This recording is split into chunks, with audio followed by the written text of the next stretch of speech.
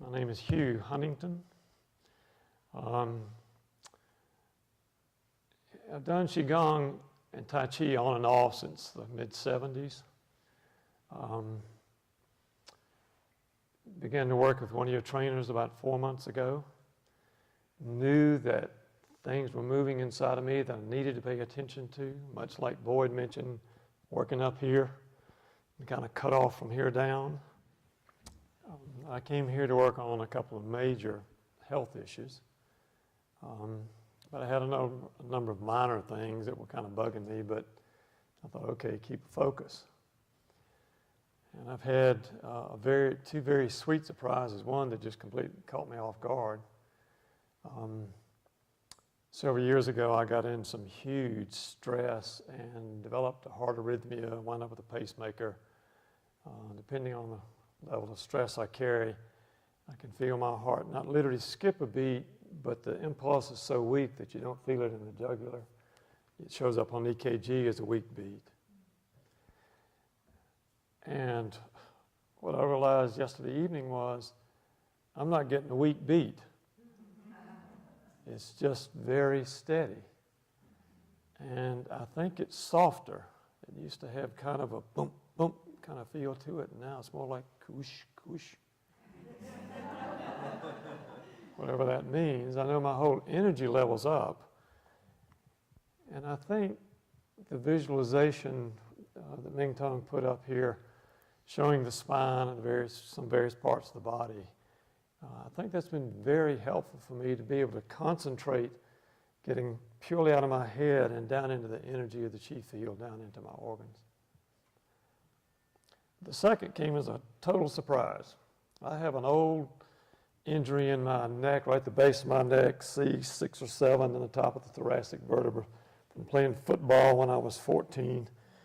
They needed a second string center, and you can see how big and qualified I was for that job.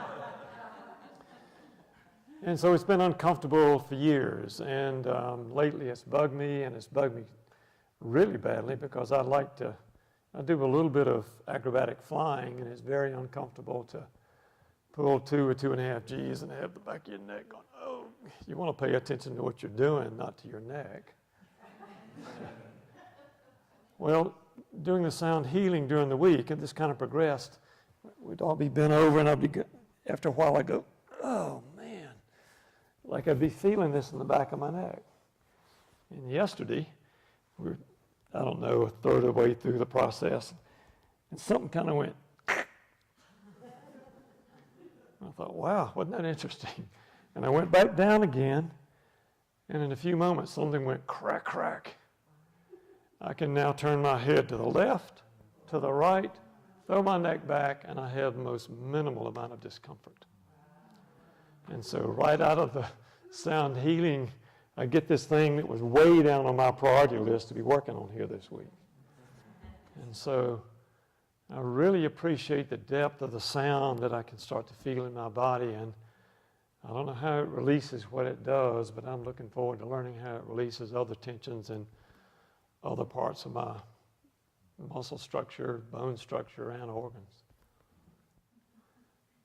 The piece I like about it is that this is teaching me to come from my body as well as from my head, and to do those simultaneously. And maybe it's an in and out, but not to be dominant in one. And I really like that. I already see in my imagination transitions from things as simple as how I will respond to the next irritating driver. I've already had a reaction with my daughter who's in business with me this week where I was very gentle with her. Whereas before, I'm sure my voice tone, if not my words, would have been a little harsh. She's like her grandmother and got a fiery Irish temper, and it's like, you don't really need to do that. And I felt so easy with it. With several other people in my life, I can begin to see, I need to come from here, and I'm meaning my gut. I need to come from here when I'm looking at the pain these people demonstrate by their frustration, their anger, their bitterness, their blaming. And so there's a whole way I feel like I'm I'm learning to move in to the other person's life. I've done some other work and some other things and learning to look at, it's just, that's my brother, sister there, and all they're doing is showing me their pain. And now I feel like I'm learning to like step in comfortably to the arena or aura of their pain to be with them. With them as opposed to judging them. And for me, that's a very important spiritual practice because I've been knowing for years and kind of chipping away at it to not insult the integrity of the person on the other side, whether it's not listening well or whether it's wanting to tell them how they can really work on it or fix it. I'm sure all of us have a piece of that somewhere.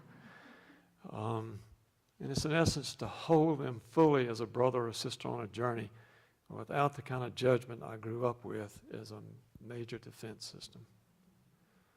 So this is really, thank you for asking the question. This feels like lots of years of work are suddenly start to cook in the cauldron.